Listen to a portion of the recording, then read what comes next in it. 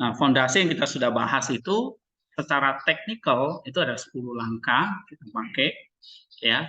Bisa kita simpulkan tuh jadi 4 kategori atau 4 prinsip waktu kita membaca kitab suci. Yang pertama apa? Membaca Alkitab itu dalam ketaatan, ya. Nah, kita sudah bahas kemarin tentang obedience atau ketaatan. Ketaatan itu adalah ketaatan kepada firman Allah yang dibaca. Itu ibarat seperti benih yang ditabur di dalam hati kita, ya kan? Nah, kemudian itu perlu ditanam dalam bentuk ketaatan. Oke, tetapi firman yang kita baca itu bertumbuh di dalam komunitas gereja, karena apa yang kita pelajari itu berasal dari gereja, dari ajaran gereja. Jadi kalau gereja mengajarkan kita untuk menjadi serupa dengan Kristus melalui ketaatan, melalui kerendahan hati dan sebagainya, yaitu adalah ajaran dari gereja yang kita perlu taati. Dan itu ada di dalam kitab suci, ya. Kemudian kita juga prinsip yang berikutnya adalah kita diajarkan bagaimana di dalam kitab suci itu Kristus ada di mana, Christ center-nya, ya. Lalu melihat segala sesuatu dalam kitab suci itu sebagai bagian dari kisah pribadi saya, ya. Nah, sekarang kita mau lihat ini fondasi yang berikutnya adalah eklesial dan Christ center, ya. Nah, kita udah bahas kemarin bahwa kitab suci itu diinspirasikan. Arti inspirasi itu apa? Diterangi, ya. Jadi bukan didikte. Inspirasi itu berarti penulis Alkitab mendapat penerangan dari Allah oleh Roh Kudus sehingga dia bisa melihat Allah itu berbicara kepada dia, ya, atau melihat Allah itu. Nah, ini yang juga ditekankan oleh Florowski, ya, bahwa kitab suci diinterpretasi secara sintesis. Sintesis tadi yang kita pakai, sintesis itu artinya apa? Kristus ada di mana-mana, kita bisa refer ke perjanjian lama, perjanjian baru. Oke. Kenapa? Karena Bible is the inspirations of God. Oke, inspirasi dari Allah. Berarti inspirasi dari Kristus menceritakan tentang Dia. Ya. Nah, jadi pendekatan kita adalah sintesis. Sintesis itu juga menekankan bahwa interpretasi kita itu adalah bisa menggabungkan antara ancient and modern, ya. Ancient itu berarti apa yang kita ambil sebagai eklesial, ya. Modern itu kita juga pakai leksikal, linguistik, kita juga belajar sintaksis, belajar semantik dan sebagainya. Oke, tapi tujuannya adalah satu, yaitu kita mendapat apa? Menemukan Kristus itu. Sebab apa? Sebab kitab suci itu inkarnasi yang menjadi buku. Jadi kalau Allah menjadi daging, ya. Nah, ketika dia sudah naik ke surga, seolah-olah nih apa? Allah menjadi human garment, ya, menjadi teks gitu. Maka di sini dikatakan the word of God dressed in human garments, itu inkarnasi. Allah menjadi manusia, berpakaian manusia. Nah, sekarang Allah berpakaian teks kitab suci. Oke? Kita lihat juga di sini. Nah, kalau kita baca kitab suci itu adalah untuk menemukan Kristus. Nah, di sini para bapak gereja atau patristik exegesis itu sudah melakukan itu dari awal. Jadi kita tinggal belajar dari mereka. Ya. Kenapa? Karena kitab suci itu adalah lahir dari yang namanya tradisi atau dari ajaran-ajaran yang sudah diajarkan oleh gereja. Oke, jadi kontribusi dari Bapak Gereja tentang kitab suci itu ada 3 di sini dikatakan, ya.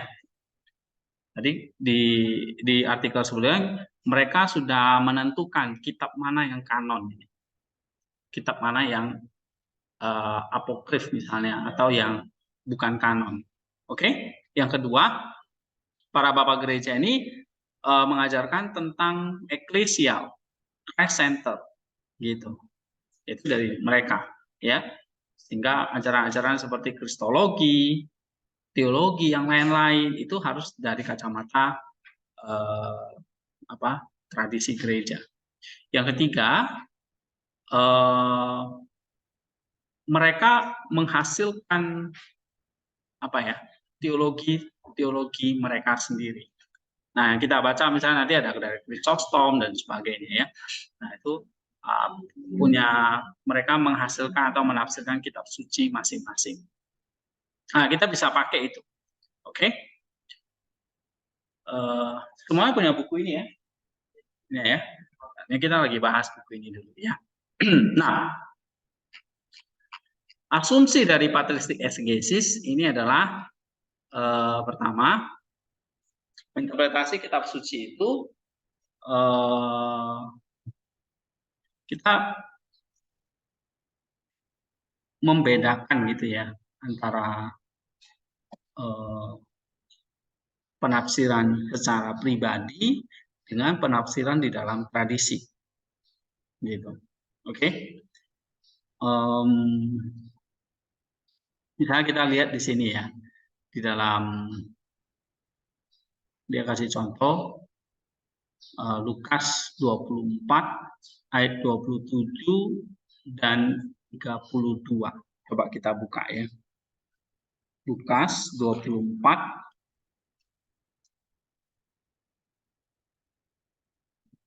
ayat 27.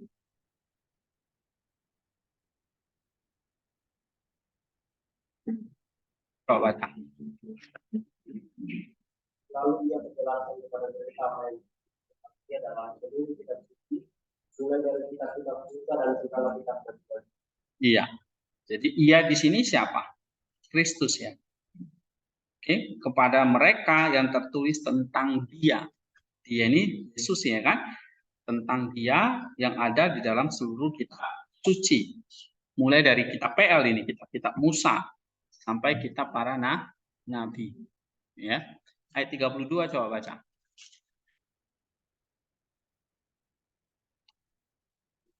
Kata mereka seorang kepada yang lain, bukankah hati kita berkobar-kobar ketika ia berbicara dengan kita di tengah jalan dan ketika ia menerangkan kitab suci kepada kita? Iya. Nah, di sini jelas bahwa patristik exegesis itu berasumsi bahwa seluruh kitab suci, ya, itu berpusat kepada Kristus. Baik itu kitab Musa, kitab-kitab para nabi, ya, tertulis tentang dia di dalam seluruh kitab suci. Ya. Nah, ayat 32 itu juga sama. Oke. Coba kita lihat 2 Korintus 3 ayat 15. 2 Korintus 3 ayat 15. 2 Korintus 3 ayat 15. Bahkan sampai pada hari ini setiap kali mereka membaca kitab Musa, ada sesuatu yang menutupi hati mereka. Terus sampai 16. Tetapi apabila hati seorang berbalik kepada Tuhan, maka sesuatu itu diambil daripadanya. Iya. Oke. Jadi kalau di sini dikatakan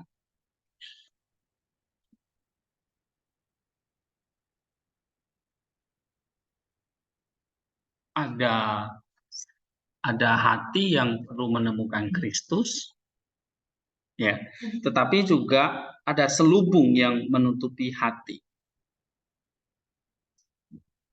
Nah, di sini dikatakan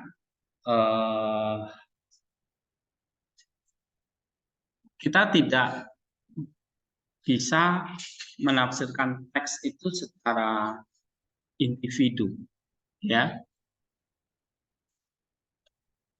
Tidak bisa menafsirkan teks itu secara individu, secara mandiri, secara independen, ya. Karena yang kita mau cari itu misalnya dalam Lukas tadi atau dalam 2 Korintus tadi,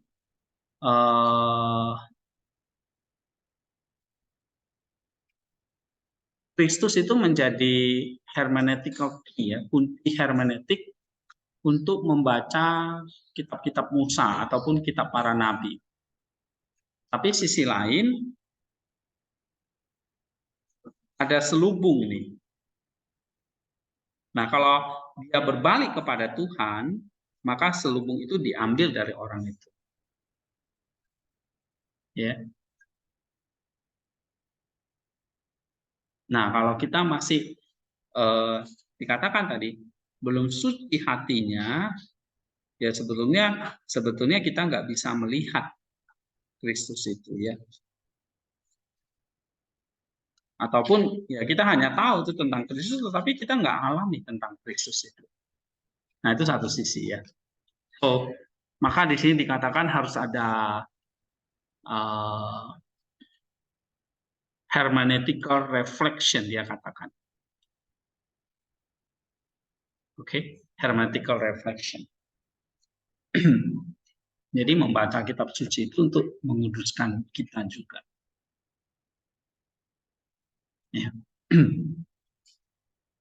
Jadi nggak hanya sekedar theological disiplin, ya, tentang eksegesis, tetapi juga bagaimana ada refleksinya.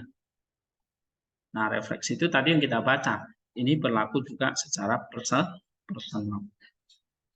Ya. Nah, kemudian the Bible is cryptic. Artinya baik itu kitab suci untuk orang Yahudi, kitab PL, ya, maupun Perjanjian Baru, itu sebetulnya adalah satu kesatuan. Oke. Nah, memang waktu kita menafsirkan kitab suci itu, misalnya kitab Musa, ya. Ini kan kitab orang-orang Yahudi, ya. Ya, kita nggak bisa mengabaikan konteks pada zaman itu. Oke. Nah, misalnya dia di sini kasih contoh Habel dibunuh oleh Kain.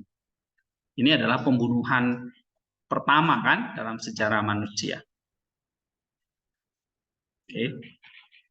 Tetapi kalau itu bersifat kriptik, ya, itu nggak hanya cerita tentang orang Yahudi, ancient Jewish, ya, atau tentang Kain saja yang jadi nenek moyangnya Habel, ya. Tapi ini juga berkaitan dengan Christian. Ya, padahal ini kita orang Yahudi loh. Apa hubungannya dengan orang Kristen? Nah, orang Kristen kan juga memakai kitab orang Yahudi itu kan sebagai kitab suci kita kan. Misalnya kitab Kejadian itu kan kitab orang Yahudi. Oke, nah kita pakai itu karena apa? Karena apa yang terjadi di ancient Jewish ini, the Bible Perjanjian Lama ini adalah foreshadowing of Christ. Ya, nah, jadi kenapa kok kita baca PL? Karena tadi ada foreshadow. Foreshadow itu artinya apa? Foreshadow. Ada bayang-bayang dari Kristus. Artinya apa? Kalau Habel dibunuh oleh Kain itu menunjukkan foreshadowing of Christ. Apa hubungannya dengan Kristus? Ya, bahwa Kristus itu seperti Habel yang dibunuh tanpa dosa. Right? Paham nggak? Misalnya contohnya. Oke, jadi Habel itu menjadi foreshadowing of Christ, bahwa Kristus akan dibunuh tanpa dosa. Nah, itu baru ada hubungannya dengan kita. Ya. Kemudian the Bible is relevant. The Bible is relevant.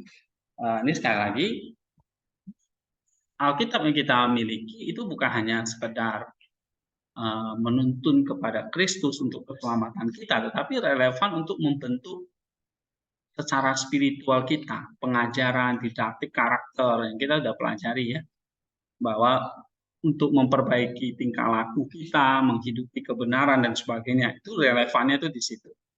Kemudian juga dipakai di dalam church liturgi, dalam ibadah, ya, membaca kitab suci. Kitab suci itu dipakai buat homili, untuk khotbah.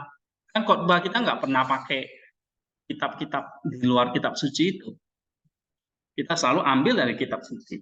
Nggak pernah kita khotbah tentang tokoh tertentu, ya kan? Nah, itu jadi nanti kayak seminar. Tapi kita selalu ambilnya dari kitab suci, ya. Jadi buat liturgi, buat ibadah. Oke? Ya, tergantung ya. Misalnya kita mau pakai kitab apa di hari itu. Nah, itu biasanya ada leksionarinya, ya. Kemudian the Bible is perfectly harmonious. Harmonious itu artinya ya tadi saya katakan bahwa tidak ada satu kitab dengan kitab lain itu saling bertentangan, ya. Jadi satu koheren gitu. Oke.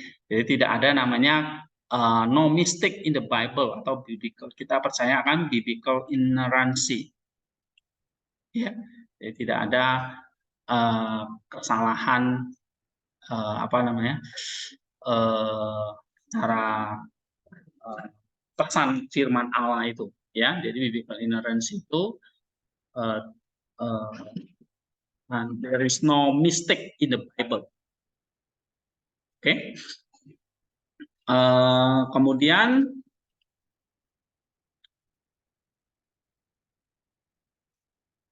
misalnya kita lihat di sini selalu ada namanya skopos, ya. Ini tujuan yang mengikat atau mempersatukan, oke, dari sebuah teks khusus, ya. Jadi teks itu nggak berdiri sendiri, dia selalu ada skoposnya, ada benang pengikatnya. Skoposnya apa? Kristus.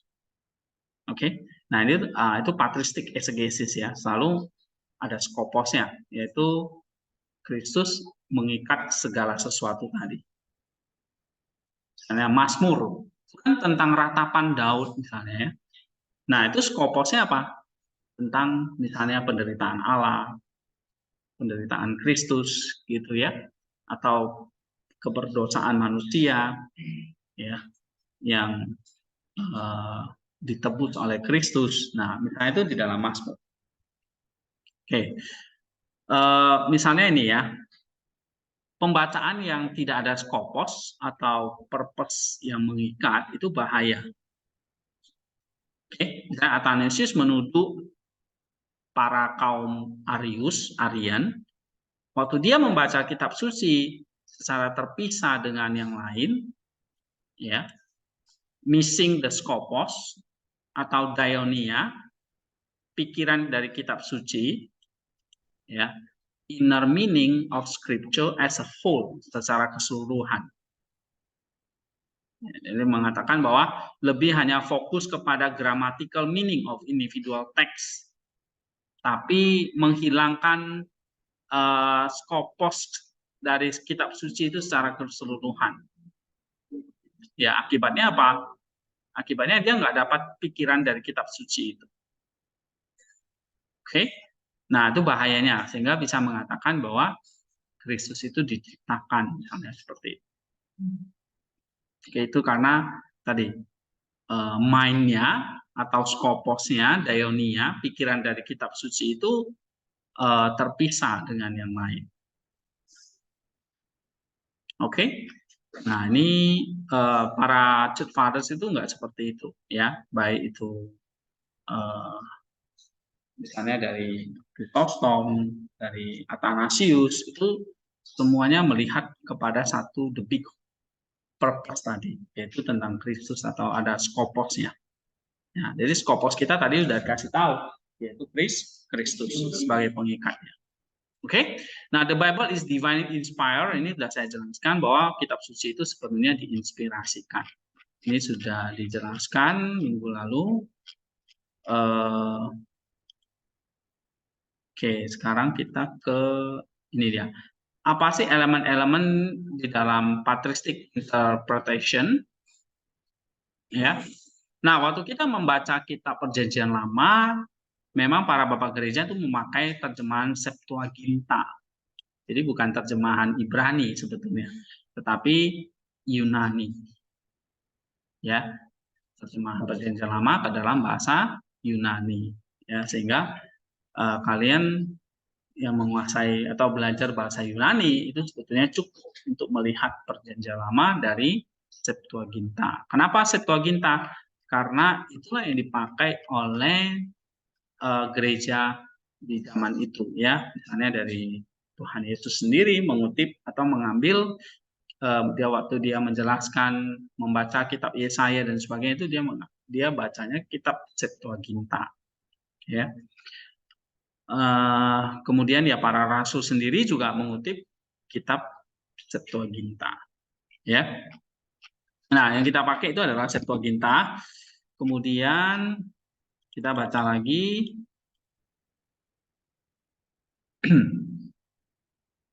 Nah, senses of scripture. Jadi ada lapisan-lapisan di dalam kitab suci, ya. Yang seperti saya katakan, yang pertama tadi ada yang namanya literal sense atau lapisan atau makna literal. Kemudian ada namanya allegorical dan typological. Ya, allegorical itu ya tadi yang bersifat theoretical atau mystical, nah typological itu bersifat praktisnya, ya. Nah, sama seperti manusia terdiri tubuh, jiwa dan roh. Tubuhnya itulah teksnya, ya, rohnya itulah allegoricalnya, jiwanya itulah untuk praktisnya. Oke. Nah, ini ada Origen juga mengatakan ada literal, moral, dan allegorical. Ya, literal itu teksnya, moral itu aplikasinya, allegorical itu adalah rohnya. Ya, bahkan John Cassian menambahkan satu lagi yang disebut sebagai anagogical. Jadi saya mengikuti John Cassian itu ada 4 lapisan. Apa yang pertama? The historical atau literal, the allegorical atau christological, kemudian tropological, ini bersifat moral, dan yang keempat anagogik atau eschatological. Ya, ini pembagian para bapak gereja, misalnya dari John Cassian. Nah, ini kalau kalian baca di sini, mana ya?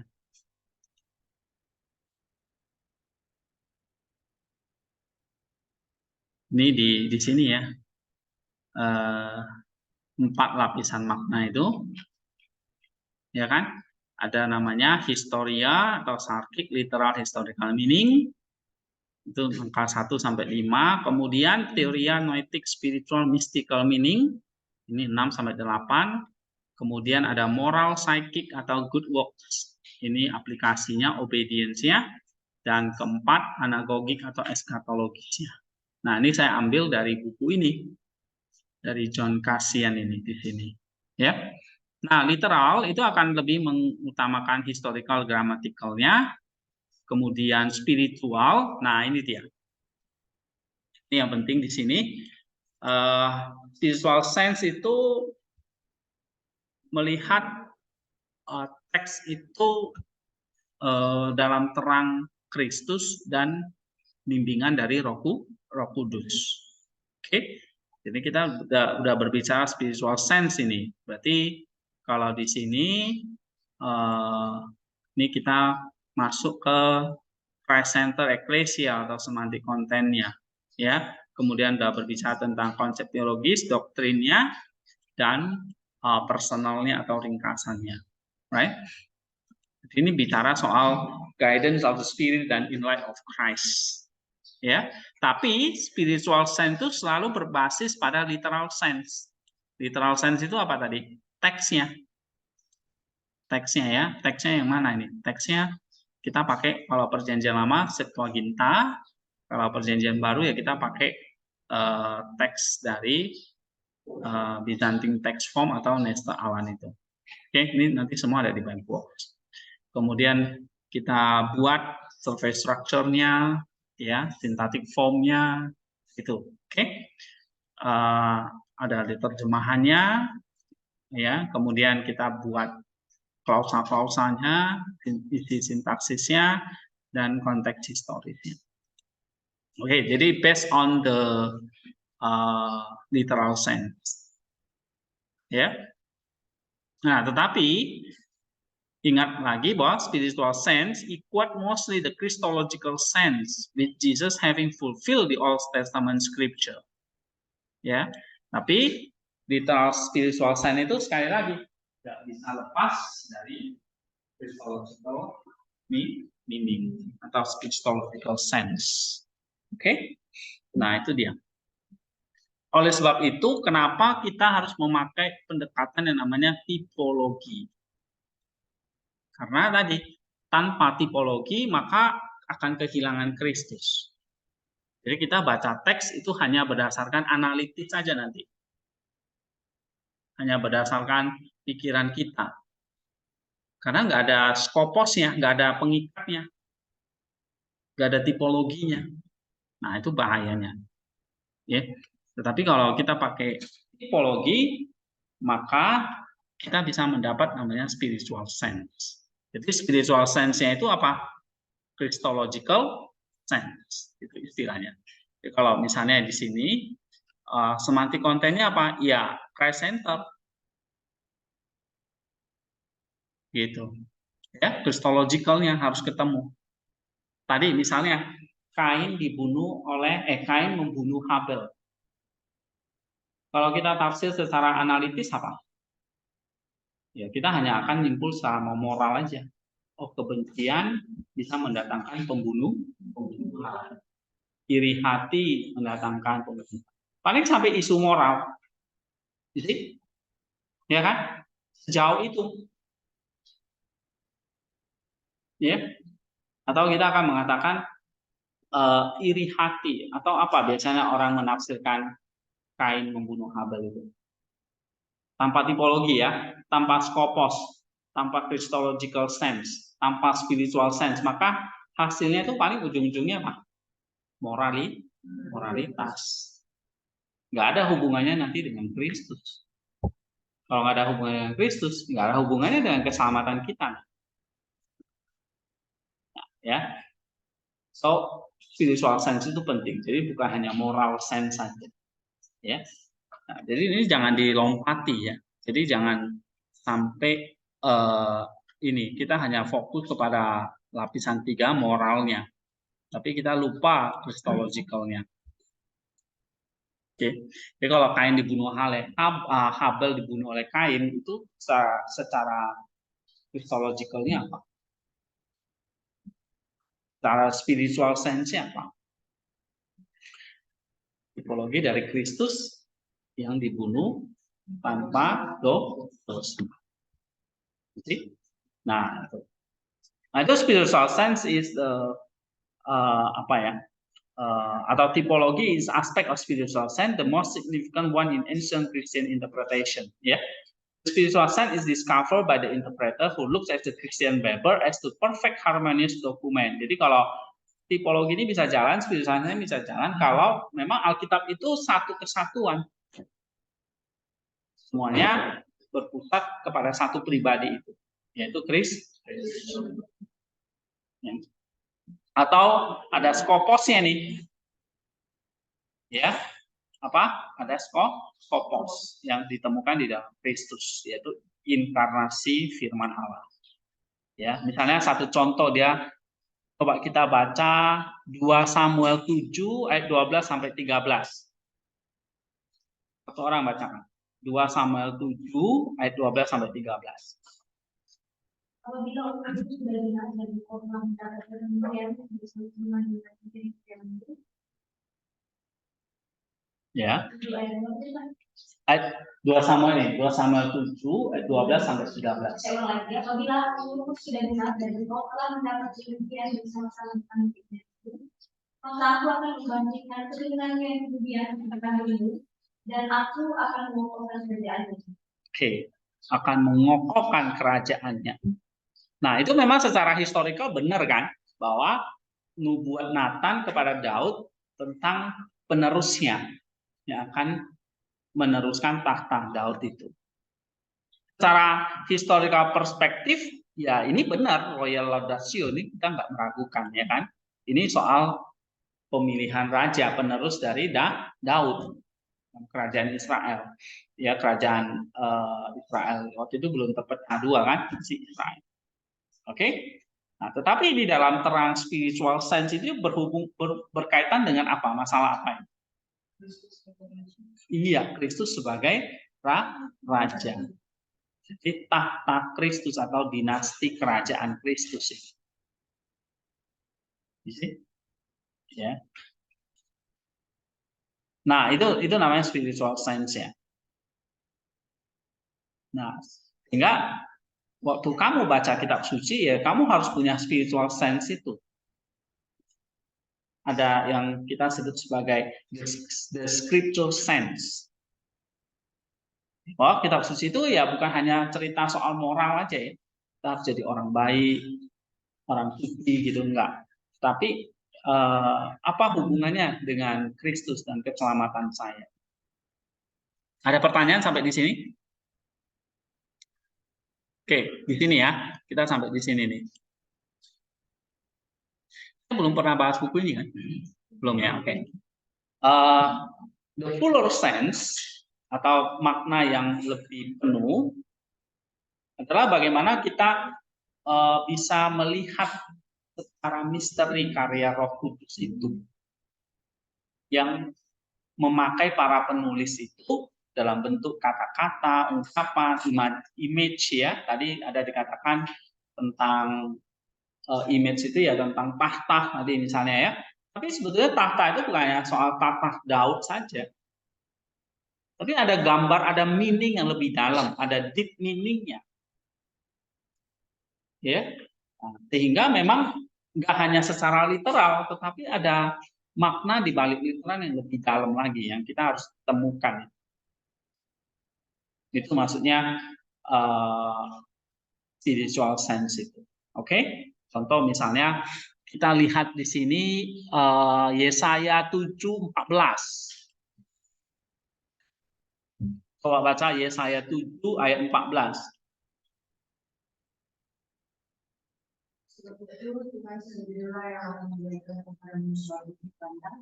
Semuanya seorang perempuan muda mewakili anak muda Iya. Jadi di situ ada nubuat dari Nabi Yesaya ya kepada Raja Ahaz. Oke, ini di second half of the 8th century, berarti kira-kira sebelum Kristus abad ke-8, sekitar tahun 750-an sebelum Kristus lahir, itu sudah ada nubuat bahwa ada seorang perawan yang akan melahirkan yang diberi nama Immanuel, God with us. Oke? Nah, tentu ini bukan nubuat untuk Raja Ahaz ya. Maksudnya dia menubuat kepada Raja Ahaz, bukan maksudnya nanti dalam kerajaan Yehuda itu akan ada perempuan melahirkan. Secara bukan. Tapi ini nubuat tentang apa? Iya, bahwa akan ada sang perawan yang akan melahirkan seorang bayi. Gitu. Nah, ini mengindikasi apa? A new act of salvation, God will intervene and work for His people. Jadi ada tindakan keselamatan Allah, ya, dan menyelamatkan umatnya. Oke, maka kalau kita baca dalam terang Matius 2, 22-23, jadi jelas ya kan, bahwa ini ada virgin's birth. Ya, jadi Yesus lahir dari seorang perawan. Oke, maka Matius memakai Yesaya 7 ayat 14 itu. Kalau kita baca teksnya ya, Matius 7 ayat 14 itu diambil dari Yesaya Matius 2 ayat 22 sampai 23 diambil dari Yesaya 7 ayat 14. Coba baca Matius 2 22 sampai 23. Tetapi setelah dengannya bahwa Archelaus Matius 2 ayat 22 sampai 23. Ya, baca. Tetapi setelah didengarnya bahwa Arkeolaus menjadi raja di Yudea dan Herodes. Ayahnya dia takut ke sana. Karena dinasihati dalam negeri, pergilah Yesus ke daerah Yudea. Iya. Tibanya di sana, ia pun tinggal di sebuah kota yang bernama Nazaret. Hal itu terjadi supaya benar firman yang disampaikan oleh Nabi bahwa ia akan disebut orang Nazaret. Oke, jadi kalau Matius 2:23 itu referensinya kepada the virgin birth tadi, ya. Kristus lahir dari Maria. Nah, kemudian Matius memakai Yesaya 7:14 untuk mengungkapkan apa? Sense yang lebih dalam, lebih penuh, ya, tentang nubuat itu. Atau dengan kata lain, Yesaya, ya, Nabi Yesaya di sini menangkap apa yang sebetulnya ingin Tuhan pesankan pada waktu dia menulis. Oh, bahwa nanti akan ada nubuat tentang virgin birth. Oke. Kalau kita baca lagi, misalnya Kejadian 3 ayat 15. Kejadian 3 ayat 15. Kejadian 3 ayat 15. Aku akan mengadakan permusuhan antara engkau dan perempuan ini, antara keturunanmu dan keturunannya akan menemukan kepalamu dan engkau akan menemukan kucingnya. Iya. Nah, kalau di sini akan ada keturunan perempuan. Siapa di sini? Kamu akan mengatakan ini keturunan dari Maria. Kok bisa kamu mengatakan gitu? Karena kamu tadi sudah baca kisah kelahiran Kristus. Misalnya tadi bahwa ia akan disebut sebagai orang Nazaret itu, ya. Waktu Yesus kembali dari Mesir itu, ya, Matius 2. Oke. Jadi Kejadian 3 ayat 15 itu adalah kemenangan Mesias atas iblis, ya, si jahat. Gitu. Nah, ini yang disebut sebagai spiritual sense. Oke. Jadi any spiritual, apakah itu typological dan allegorical, tipologi ataupun alegori, itu sebetulnya sama, ya. Ini untuk menunjukkan spiritual sense. Atau tadi keturunan perempuan itu siapa? Sang Kristus yang lahir dari perawan Maria tadi. Nah, itu namanya typological. Oke. Misalnya contoh lain di sini. Misalnya Mazmur 22. Ya. Nah, Mazmur 22 itu kan mazmur ratapan tentang orang yang menderita. Nah, ini adalah satu typological terhadap apa? Terhadap penderitaan Kristus. Ya, dalam Mazmur 22 itu dikatakan ini pada saat dia disalibkan, ya. So, misalnya kita baca Matius 27 ayat 46. Dikatakan situ apa?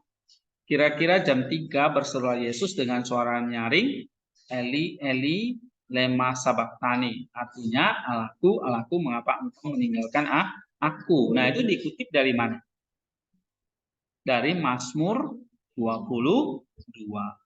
Ya, Mazmur 22, kita baca Mazmur 22 ayat yang ke-1, ya. Coba baca. Mazmur 22 ayat yang ke-1. Itu pemimpin biduan lagu dosa di kalangan jalan. Berarti ayat 2 coba. Allahku, mengapa engkau meninggalkan aku? Aku berseru tetapi engkau tetap jauh dan tidak. Nah, itu dia. Jadi Mazmur 22 ayat 2 itu secara fuller sense-nya di mana? Mendapat kegenapannya di dalam Matius 27 ayat 46. Nah, itu yang disebut spiritual sense. Jadi spiritual sense itu maksudnya gini, spiritual sense itu, ya, ada nubuat, kemudian ada fullernya di sini, penuh di sini, nah, genap di sini. Nah, menjembataninya adalah pakai info. Jadi ini nubuat lah, bayang-bayang lah, ini peristiwa apa, misalnya peristiwa menyeberangi Laut Merah, itu kan peristiwa sejarah, ya kan? Atau tadi apa peristiwa kalau Kain dibunuh Habel. Oke? Atau ada nubuat misalnya dari Yesaya 7. Mazmur 22 ayat 2 tadi itu nubuat. Oke? Nah, itu seperti lain-lain. Atau ada peristiwa apa? Nah, kita kaitkan secara spiritual dengan Kristus ya kan? Ya, atau di sini skopos ya kan? Oke. Nah, melalui tipologi supaya ini benar itu maksudnya full. Benar itu berarti penuh. Kalau perjanjian lama belum penuh nih, setengah. Oh, ternyata penuhnya di mana? Oh, waktu Yesus digantung. Eli, Eli, lema sabachthani. Itu penuhnya di situ. Pas Yesus digantung di atas kayu salib. Nah, ini yang dimaksud dengan fuller sense atau sensus plenior. Ini dari bahasa Latin ya. Atau the fuller sense. Ya, the sensus plenior. Jadi kalian bisa tuh, misalnya eksegesis PL. Oke, tetapi lihat kepenuhannya di mana di PD-nya. Nah, misalnya mau ambil Mazmur 22 ayat 2. Dilihat kepenuhannya di dalam Matius 27 ayat 46. Oke, jadi paham di sini? Oke. Nah, ini yang biasa kita lakukan dalam istilah biblical theology. Jadi kita belajar secara biblical, secara alkitab, exegesis, tetapi ada teologinya. Teologinya itulah tentang Kristus yang menebus dosa kita di atasnya. Ya, misalnya kalian bisa eksegesis lagi. Apa artinya Eli Eli lema sabachthani? Allahku, Allahku, mengapa engkau meninggalkan aku? Apakah waktu Yesus mati di atas kayu salib itu, di salib itu Allah meninggalkan dia? Bukankah dia juga adalah Allah? Maka Allah meninggalkan. Nah, apa maksudnya Allah meninggalkan Allah? Nah, ini secara teologi kita mesti bahas. Ya. Nah, kamu baca misalnya secara patristik. Misalnya kamu buka tafsiran Chrysostom tentang Matius 27 itu. Apa artinya Allah meninggalkan Allah? Engkau meninggalkan aku. Allah meninggalkan Allah. Ya. Apakah ada satu waktu Yesus itu jadi manusia biasa? Jadi dia bukan Allah lagi. Apakah yang disalib itu adalah Allah? Bukan. Yesus kan adalah Allah dan manusia ya, dalam satu pribadi memiliki dua kodrat. Tapi apakah yang disalib itu kodrat Allah atau manusia aja? Nah, ini secara teologinya kamu juga mesti ngerti. Ya. Kan dulu kan pernah bahas kan, apakah Allah itu bisa disalibkan? Jadi Yesus yang disalibkan itu kan juga adalah Allah. Apakah Allahnya disalibkan? Terus kalau Yesus mati, Allahnya mati atau manusianya? Nah, itu. Oke. Nah, itu mesti dijelaskan. Ya. Akhirnya kita menemukan yang namanya the sensus plenior atau the biblical theology. Oke. Nah, sensus plenior atau the fuller meaning, ya ini ada di dalam teks, ya, ada di dalam kitab suci. Jadi kita bisa menjelaskan dari teks-teks yang lain untuk membantu kita menerangi tadi Allah mengapa engkau meninggalkan aku. Ya, nah, jadi kita bisa memakai teks-teks yang lain untuk menjelaskan hal ini. Ya.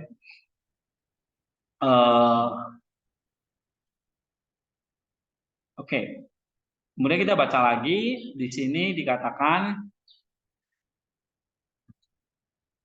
sensus plenior atau the fuller meaning itu kita pahami di dalam pengertian ada deeper meaning ya atau further meaning yang kita perlu kaji juga secara historical critical exegesis. Ya. Jadi kita nggak bisa kita nggak bisa, maksudnya kita nggak bisa the fuller meaning itu tanpa melakukan eksegesisnya. Nah, eksegesis yang kita pakai di sini adalah typology and allegory. Nah, misalnya kalau kenapa kok kita pakai istilahnya namanya tipologi? Karena ada skopos, yaitu Kristus yang kita mau temukan. Nah, itu intinya di situ. Jadi tipologi itu berasal dari bahasa Yunani typos. Typos itu artinya stempel gitu ya. Atau impress atau cetakan gitu. Ya, atau mungkin stempel lah paling enak gitu. Oke, itu tipologi. Jadi ada stempelnya. Ya. Misalnya Yohanes 20 ayat 25, coba kita buka. Yohanes 20 ayat 25.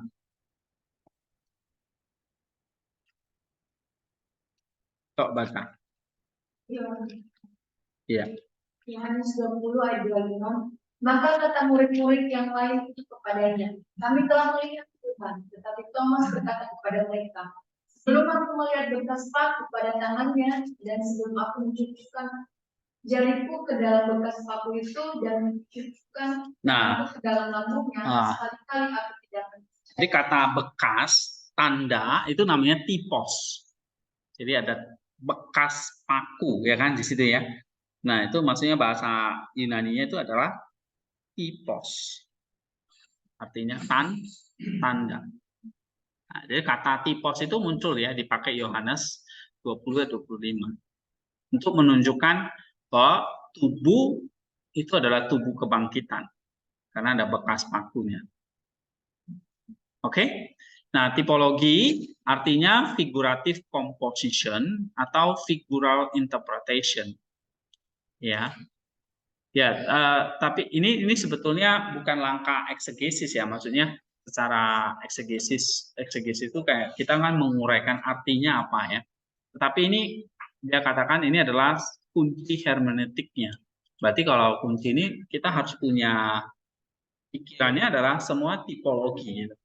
Kalau kamu misalnya baca apapun ya dalam perjanjian lama itu, misalnya apa ya contohnya ya? Ada contoh nggak misalnya dari Yunus ya tentang tahta Daud ya kan, apalagi tentang bait Allah itu ada figurative composition atau tipologinya, bahkan itu menjadi hermeneutical key ya kan. Nah ini misalnya di sini kasih contoh misalnya Paulus sendiri ya memakai tipos ini, misalnya Roma 5 ayat 14, coba buka. Roma 5 ayat 14.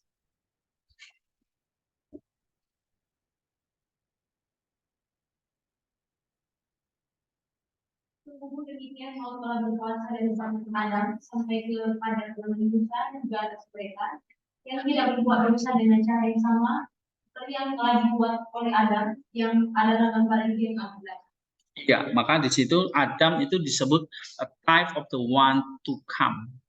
Ya, tipos dari yang akan datang atau tipos melontos.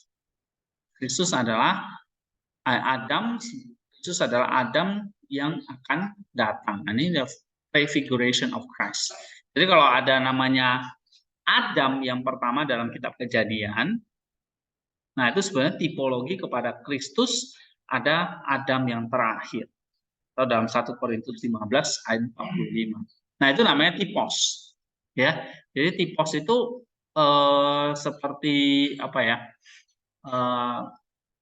Impress atau stempel ya. Jadi kalau kita stempel itu kan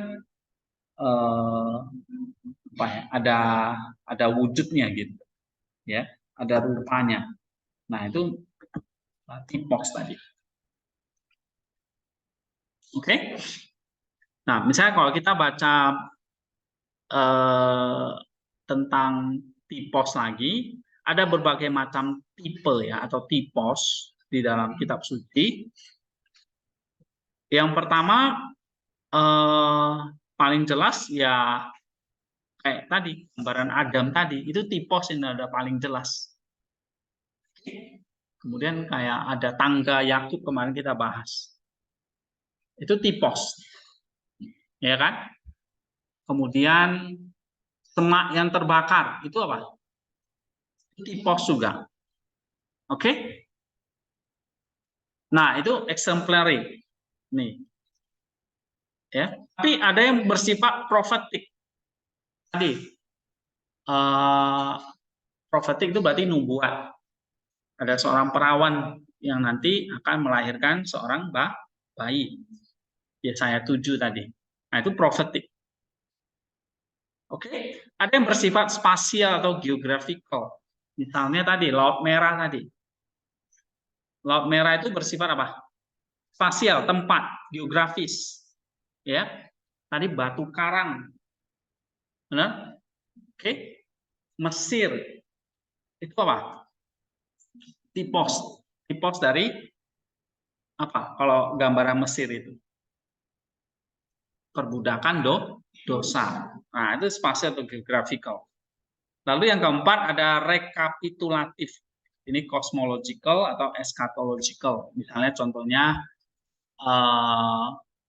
bersifat kosmologi, eschatologi itu misalnya kayak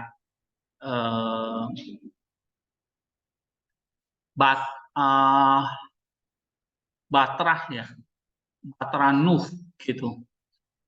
Nuh disuruh buat Batrah. Itu tiposnya apa? Batrah itu sebagai tipos dari apa? Gereja. Gitu. Ya, hanya orang yang dalam gereja yang akan diselamatkan. Oke?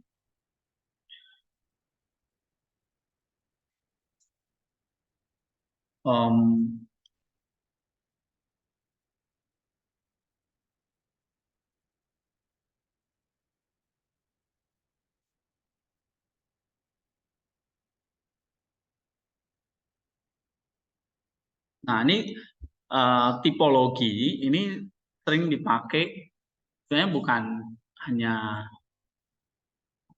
kita ya, di ancient Jewish itu misalnya kayak dari Philo itu mereka sudah memakai tipologi itu untuk menafsir kitab suci mereka.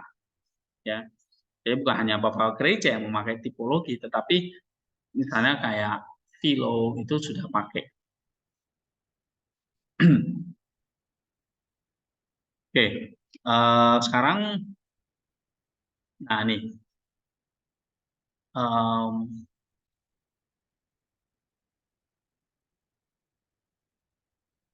tipologi ya atau patristik tipologi tujuannya adalah mendapatkan teori ya di sini, inspire vision, ya, sehingga bisa melihat, oh misalnya tadi contohnya batu karang tadi, nah kita bisa melihat, oh itu tentang Kristus, atau tadi Bahtera Nuh, oh kita bisa melihat itu adalah gambaran gereja. Nah, itu namanya teoria.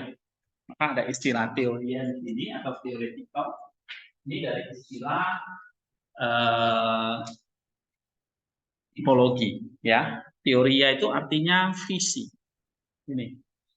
Teoria itu artinya inspire vision. Ya.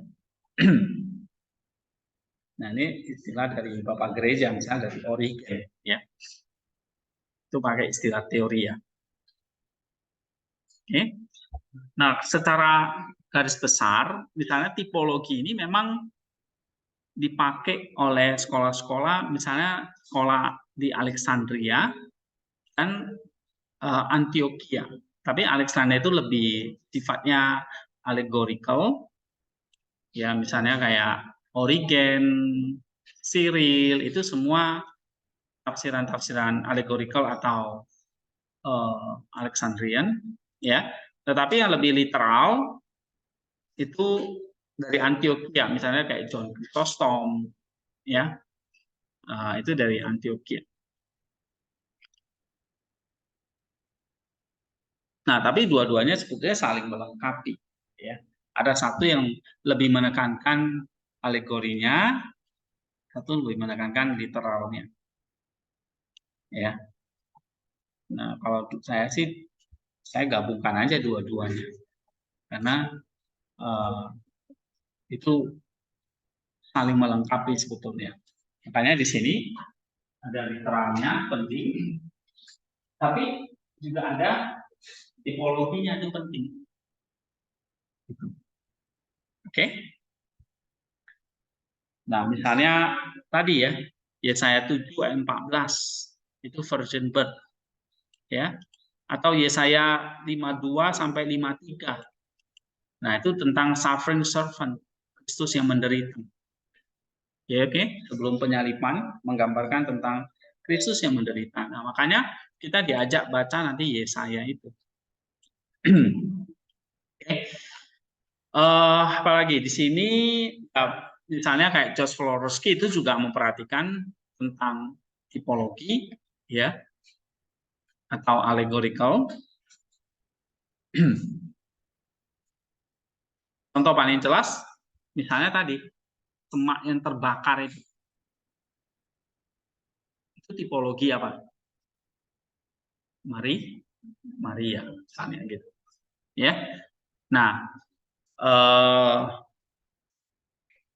misalnya kita lihat lagi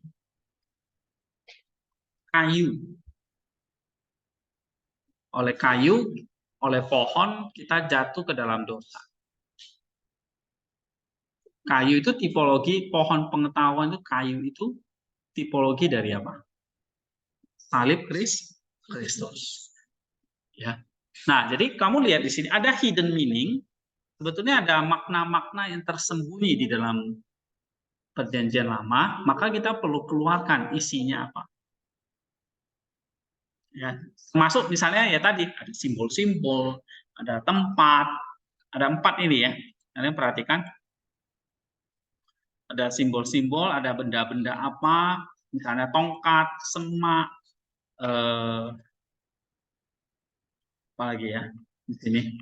Ada bentuk nubuat, profetik, ya, bentuk exemplary ini objek profetik, nubuat, spasial atau geographical, dan cosmological. Oke, nah ini menunjuk kepada tipe-tipe atau tipos-tipos yang ada hidden meaning-nya, ada makna tersembunyinya yang kita perlu cari tahu. Yeah. Oh, this is the hidden meaning. Yeah.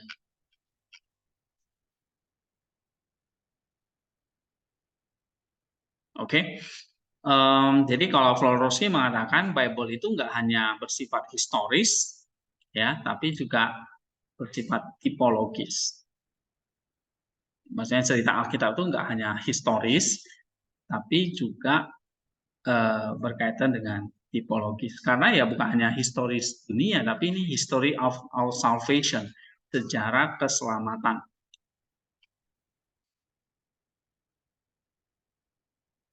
Oke, berikutnya di sini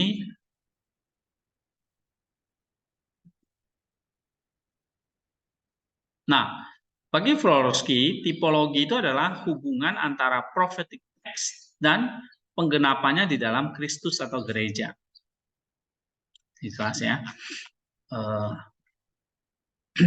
Jadi tipologi adalah hubungan antara teks yang bersifat profetik dan penggenapannya di dalam Kristus atau gereja.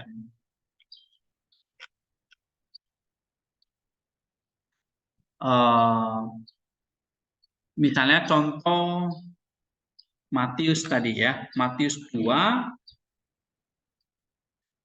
ayat 15. Kalau kita baca.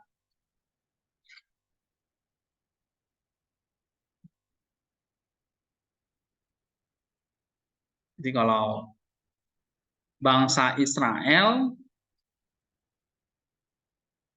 keluar dari Mesir, apa hubungannya dengan keselamatan kita Misalnya Yesus kembali dari Mesir. Kita baca Matius 2 ayat 15. Sehingga di sana juga harus mati. Hal ini terjadi supaya genaplah yang difirmankan Tuhan oleh Nabi dari Mesir kupanggil. Dari Mesir kupanggil anakku. Itu perkataan dari apa? Dari Nabi apa itu? Hah? Hosea ya kan? Hosea 11 ayat 1. Coba baca.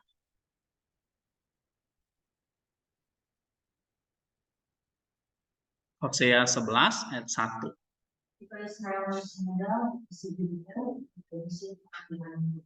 Oke, jadi dari Mesir kupanggil anakku. Nah, itu kan nubuat Yesaya, nubuat Hosea.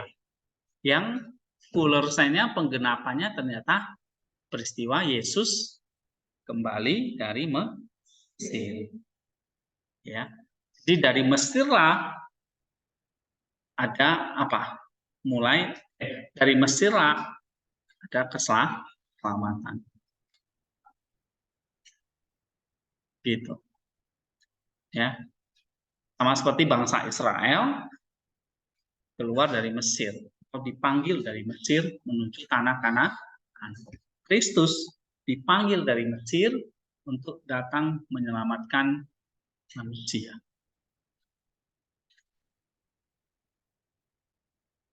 Ya. Oke, satu sisi ini menjelaskan bahwa ada historical Jesus, Yesus yang memang benar-benar ke Mesir, tapi secara teologis dialah Allah yang akhirnya ditinggikan ya untuk menyelamatkan umatnya. Nah, ini kata Florowski, ini satu contoh bahwa Israel atau Yesus ya disuruh balik gitu ya, return, balik. Kan Yesus kan menyingkir sebetulnya. Dia kan asalnya dari mana? Nazaret ya kan? Dia lahir di Bethlehem, cuma karena mau dibunuh, akhirnya dia menyingkir ke Mesir. Nah, terus Allah suruh balik, mau balik lagi. Jadi, keselamatan itu sebetulnya ya kita kembali lagi kepada Allah. Return. Kembali dari apa? Dosa. Karena lambang dari Mesir itu apa? Dosa. Jadi kembali dari dosa, artinya return. Maka di sini kembali dari dosa itu identiknya dengan apa? Oke.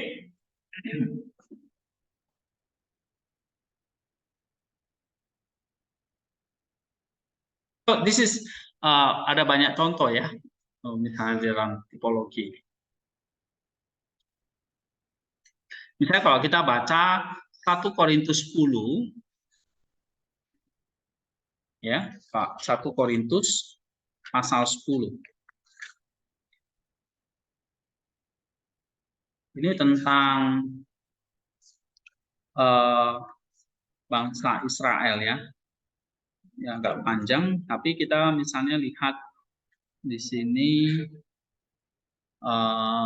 satu kisah tentang perjalanan Israel gitu ya, melewati padang gurun. Ya, setelah menyeberangi Laut Merah terus melewati padang gurun. Oke. Nah, dikatakan di sini misalnya di dalam 1 Korintus 10 ayat 4, coba baca. Dan mereka semua minum minuman rohani yang sama, sebab mereka minum dari batu karang rohani yang di mereka, dan batu karang itu ialah Kristus. Nah, oke. Nah, batu karang itu adalah ialah Kristus. Loh, kok bisa? Misalnya Paulus itu mengatakan batu karang itu adalah Kristus. Karena dia pakai apa? Tipologi, gitu ya. Terus ada minuman rohani, ada batu karang rohani. Ayat 3 dikatakan makan makanan rohani. Jadi ada makanan rohani, ada minuman rohani. Ya.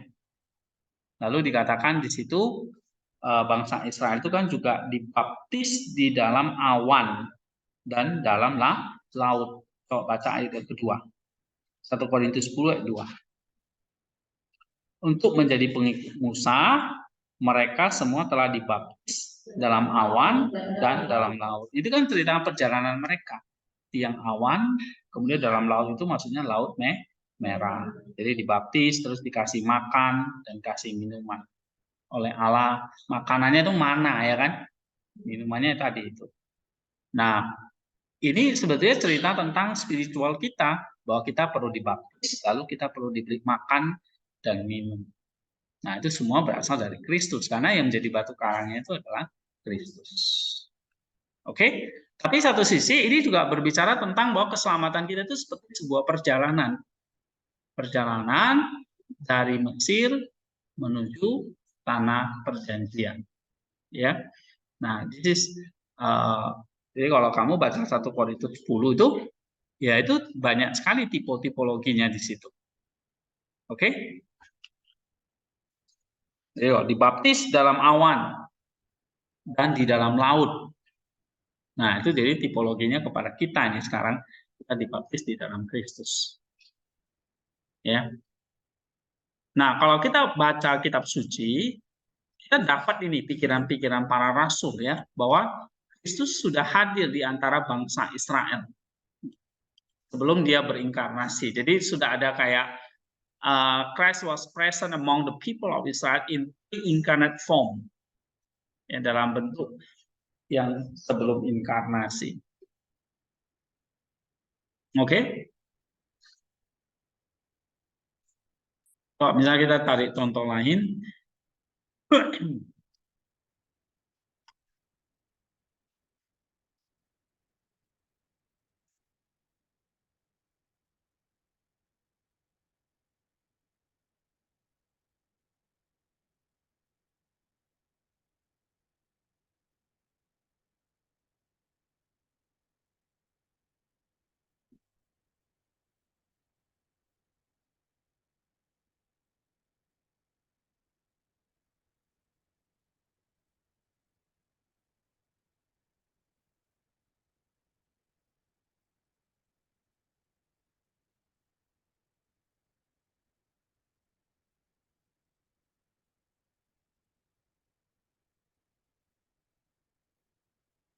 ini ya, sampel of patristic exegesis, contoh ya.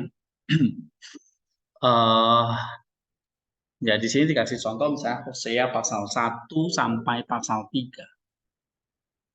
Ya. Hosea pasal 1 sampai pasal 3. Nah, itu ada perintah Allah kepada Hosea untuk menikahi seorang pelacur. Oke? Nah, bagaimana secara spiritual sense itu?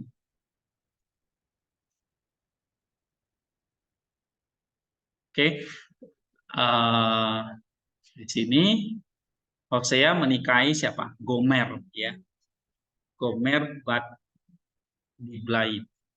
Lalu melahirkan 3 orang anak yang diberi nama Israel, Ruhama, dan Lo-ami. Ya. Lalu Gomer itu meninggalkan Hosea, ya kan, dengan anak-anaknya. Lalu dia jatuh kepada penyembahan berhala, ya, masuk ke dalam prostitusi lagi. Nah, cerita Hosea dan Gomer ini ya, itu sebetulnya apa? Cerita tentang Allah dan umatnya. Ya kan, umatnya yang melacur, yang melanggar, yang mengkhianati Allah, tetapi Allah tetap mau mengasihi. Itu sama seperti kayak Hosea diperintah untuk mengasihi Gomer. Nah, itu ceritanya, secara garis besarnya. Ya, nanti kalian bisa baca. Jadi cerita Hosea itu sebetulnya cerita tentang penebusan ilahi yang penuh kasih kepada umat manusia yang berdosa. Nah, kita tuh seperti Gomer-Gomer yang melacurkan diri, ya, yang sebetulnya tidak layak, tetapi kita dikasihi oleh Allah. Nah, ini nanti kamu bisa baca ini ceritanya ya. Kemudian contoh lain,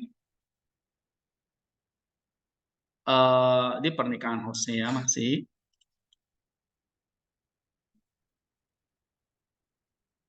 Ini ada 3 contoh ya, diambil dari Cyril, dari Alexandria, kemudian Theodoret dari Antioquia.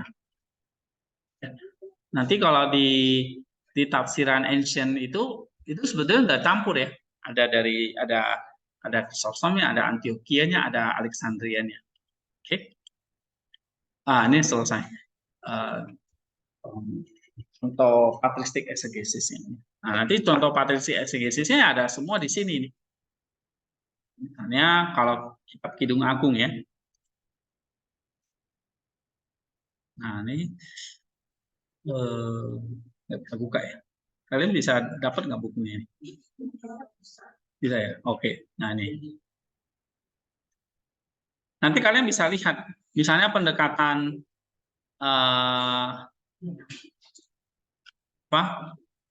Ya, dari di sini kalau Song of Songs misalnya ini. Ini agak lambat nih caranya.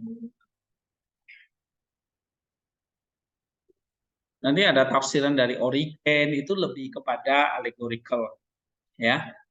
Tapi nanti ada yang sangat menekankan historicalnya, itu biasanya orang Antioquia, Chrysostom, oke.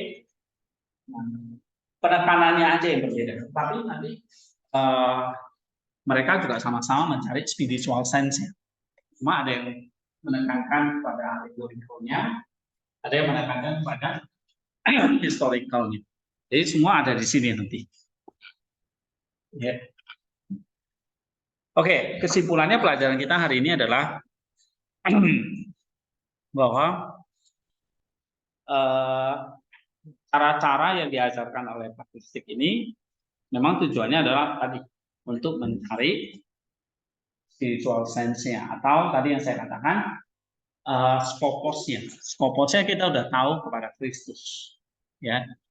Nah, sekarang bagaimana kita memakai teori ini untuk membaca kitab suci, baik secara tadi ya spiritual sense, fuller sense, secara tipologis, atau secara tadi allegorical tadi atau tipological, ya. Tapi semuanya adalah ini untuk mencari theoreticalnya atau teorianya, di enlarged visionnya, ya. Nah, minggu depan kita akan ambil satu contoh kitab Kidung Agung, kemudian satu contoh kitab Yohanes, Injil Yohanes, ya, supaya kalian bisa nangkep ini. Pertama yang penting ini scriptural mind-nya dulu, pikirannya, atau tadi ya Dionianya, atau tadi istilahnya pikiran Kristusnya itu mesti dapat dulu tempat, ya, Christ center ya. Ya.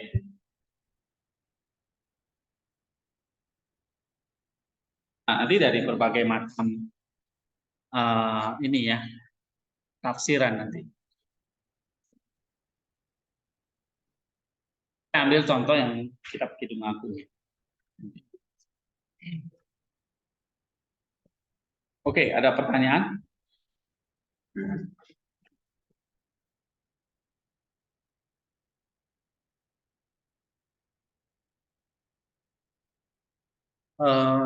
Ya.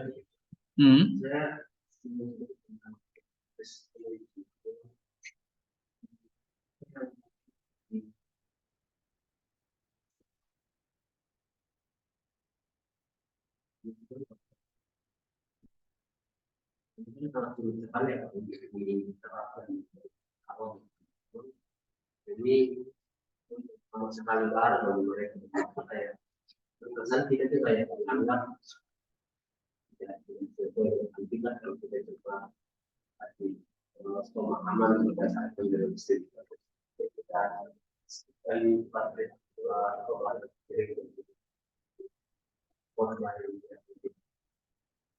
ya, ya, karena sekarang tafsiran Alkitab kan hanya lebih kepada praktikal ya, untuk moralnya apa, untuk praktisnya apa. Itu nggak salah sih. Cuma bagaimana kamu menafsirkan kitab suci itu, membaca kitab suci itu dan mengkhotbahkan kitab suci itu orang bisa melihat Kristusnya, gitu. Sehingga dari situ dia mengalami transformasi. Ya.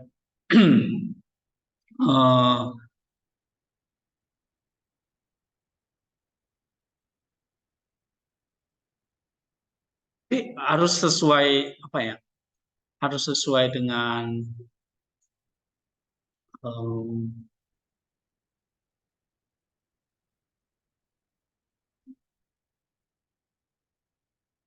langkah-langkahnya. Kamu jangan langsung lompat ke aplikasinya, gitu. Ya. Tapi bagaimanapun aplikasinya itu kan harus sesuai dengan apa yang Kristus ajarkan, gitu. Kamu nangkap dulu Kristusnya apa, ngomong apa gitu, tentang Yesusnya, tentang keselamatannya, tentang gereja yang diajarkan, ya. Nah, nantilah kita akan mulai ambil contoh, misalnya contoh-contoh supaya lebih memahami. Jadi yang jelas, paling jelas saya ceritakan misalnya apa? Kita bisa ambil satu contoh. Kalau misalnya kalian khotbah tentang nanti bangsa Israel, ya, yang keluar dari Mesir. Oke, ini cerita tentang keselamatan kita. Nah, itu yang perlu disampaikan sama jemaat. Gitu. Ya, keselamatan itu seperti sebuah perjalanan yang dimulai dari dibaptis. Setelah itu kan kamu menghadapi padang gurun. Begitu bukan kamu percaya kepada Kristus, dibaptis terus kamu hidup enak. Kamu menghadapi padang gurun itu. Padang gurun itu kan kesulitan, penderitaan, ya kan? Tapi tenang, ada makanan dan minuman rohani yang disediakan Allah. Nah, itulah tadi Kristus itu yang jadi makanan dan minuman. Ya, nah, kamu coba kaitkan nanti misalnya dengan hal-hal praktisnya apa, ya. Jadi jangan terbalik. Jadi kamu harus dapat pikirannya dulu, pikiran Kristusnya dulu. Baru kamu coba aplikasikan apa buat umat, sehingga mereka makin suka dengan Kristus. Ya kan? Jadi dapat the spiritual mind dulu, pikiran Kristusnya dulu. Nah, ini yang saya mau kalian. Baca kitab suci itu bukan sekedar apa ya biasanya ya. Nah, kalau kita baca kitab suci itu biasanya pertama sulit, ini nggak tahu ngertinya apa, ya kan? Sehingga kita tebak-tebak sendiri, ya kan? Nah, padahal ini kitab yang ya baca kitab suci ya, satu sisi memang ada ayat-ayat yang begitu gamblang, ya kan? Misalnya mengampuni, mengasihi sesama, itu kan nggak perlu kita interpretasi dengan begitu ribet, ya kan? Ya kan? Tuhan Yesus kasihlah sesamamu seperti dirimu sendiri. Itu kan diri simpel, tetapi kan ada bagian-bagian yang ada layernya gitu, ada lapisan-lapisannya, ya kan? Bahkan di sini sampai 4 lapis gitu. Oke? Ada lapisan-lapisannya yang kamu kayak ngupas bawang tuh kamu mesti kupasin tuh sampai ngupas bawang bener ya. Ada lapisan-lapisannya kan gitu kan. Nah, ya kitab suci itu juga nggak gampang, nggak bisa sembarangan diinterpretasi. Nggak segampang misalnya, ya kalau kamu gampang interpretasi, nggak cari scriptural mind-nya, nggak baca, misalnya nggak cari eklesial yang present, tapi ya akhirnya nanti yang kita ajarkan itu adalah ya hanya pasti jatuh-jatuhnya pengajaran moral. Ya, bahkan pengajaran yang salah, bahkan yang lebih ekstrimnya lagi kan kita sedang mengajarkan yang sesat kan. Banyak sekarang khotbah pendeta-pendeta yang mengajarnya justru bertolak belakang seperti yang diajarkan oleh gereja, tidak percaya Allah Tunggal, tidak percaya Yesus itu Allah lagi, ya kan? Nah, tidak percaya tentang sakramen, baptisan, pokoknya semua tuh dibuang. Yang mistik itu semua dibuang. Padahal iman dia adalah iman yang mistik, ya kan? Gitu. Oke, iman dia adalah iman kepada Kristus yang bangkit, yang pernah kan saya cerita bahwa Kristus yang bangkit itu adalah iman yang penuh misteri, gitu. Ya kan? Jadi zaman sekarang yang makin rasional, orang makin takut cerita-cerita yang misteri. Tentang mujizat itu nggak mungkin terjadi, bohong dan sebagainya. Ya. Jadi kita percaya Yesus yang masuk akal aja lah. Ya, pokoknya jadi orang Kristen yang baik, yang nggak aneh-aneh gitu. Ya, ada seperti itu. Oke. Nah, jadi kita harus dapat scriptural mind. Nah, baru dari situ kita bisa turunin apa praktikosnya. Ya toh? Nah. Ya. Nah, kalau untuk jemaah awam kan dia nggak perlu tahu dapur kita itu seperti apa. Ya kan? Kamu waktu khotbah kan nggak perlu ceritakan. Ini bahasa aslinya itu begini, ya. Ya kalau mau sedikit keren ya kamu boleh ngutip lah. Oh, si A ini ngomong gini ya. Tapi sebetulnya nggak perlu kan. Yang penting kita udah dapat scriptural mind, teksnya itu ngomong begini. Ya udah kita tinggal susun sesuai ilmu homiletiknya kayak gimana nih. Kan gitu. Ya. Nah, homiletik mungkin perlu belajar lagi ya. Oke. Supaya bisa menyampaikannya dengan sederhana buat orang awam. Nah, itu berarti kan harus lewat proses lagi kan. Nah, tapi di sini saya mau ajarkan what is the true meaning, the deep meaning, the spiritual meaning of the text. Nah, kalian harus tahu gitu. Nah, itu tujuan di kelas ini. Ya. Dapat meaningnya dulu. Nanti setelah itu mau kamu apain ya terserah kamu.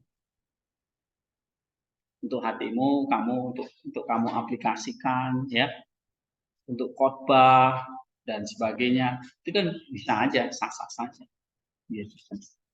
Tapi yang penting dapat dulu spiritual meaning-nya apa.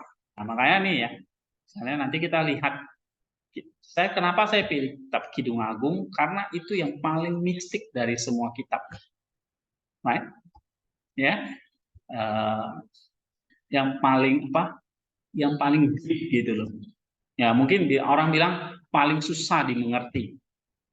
Ya asumsi saya kalau ada paling susah kalian bisa mengerti, ya berarti yang kitab-kitab lain yang lebih mudah kayak Amsal, Mazmur itu lebih mudah lah. Gitu. Ya, jadi saya ajarin yang Kidung Agung itu kan yang paling misteri gitu, paling sulit. Ya. Sekarang orang khotbahkan Kidung Agung juga kan. Gitu. Sering kan ya kitab-kitab lain. Tapi misalnya kayak ini tentang misalnya ini tentang air susu misalnya gitu ya, tentang putri yang hitam tetapi cantik, itu maksudnya apa gitu. Nah itu semua punya spiritual sense-nya. Ya, tentang kuda misalnya, tentang rumah, banyak nanti dalam kitab Kidung Agung. Ya. Nah itu sulit-sulit memang. Tapi kalau kalian bisa memahami itu, ya kitab-kitab yang lain sebetulnya udah tahu caranya. Oke, yang penting metodenya harus dipakai. Ya. Nah, metodenya itu tadi simple aja. Yang ada distraction-nya, ada presenter, ada ecclesial-nya. Ya. Nah, kalau ini kan ini penjelasan tambahan aja. Presenter, ecclesial, ya. Ada istilah ideological, ada istilah skopos dan sebagainya, itu istilah aja kan ya, ibaratnya ya bunga-bunga lah. Nah, tapi yang paling intinya nanti kita lihat untuk tafsiran kitab-kitabnya. Ya, maka kalian baca dulu kitab Kidung Agung ini, A Wedding Song, ya, ya ini ya. Misalnya minggu depan kita baca Kidung Agung 1 ayat 1 sampai 4. tentang mempelai. Ya. Mempelai, pengantin, dan kekasih dalam lafaz. Nah, Kidung Agung itu ada sedikit ya kisah cinta, ya. Tapi jangan kalian pakai buat merayu pacar kalian misalnya gitu ya. Jadi dia kiranya kamu kok berbau vulgar ini gitu. Oke? Iya. Memang suka baca ya Kidung Agung. Oke, mari kita berdoa. Entah, Eman berdoa deh.